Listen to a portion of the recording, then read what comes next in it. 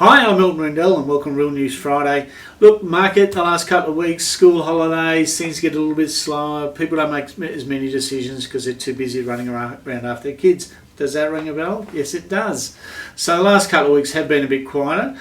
Stock levels for out there for properties on the market down to 3,545. I'm expecting that probably to climb a little bit, but that's 13% less than there was 4 weeks ago. So I'd suggest it's a combination of two things, obviously sales continuing and less stock coming to the market, possibly because of school holidays. Let's see if I'm right in the next 6 to 8 weeks. Rentals, 2,492 available. That's down about 4% compared to a year ago.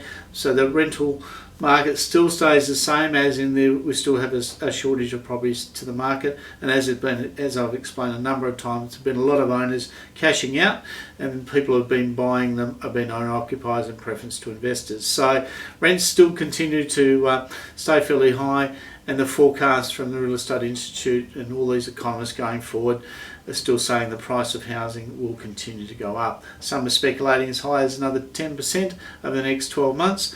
We will see, and I think the period between now and the end of the year could be really important around one big major factor which can affect both rentals and will affect sales, and that's the unemployment rate. The unemployment rate went from 4.1% to 4.3%. People go, oh, that's not much.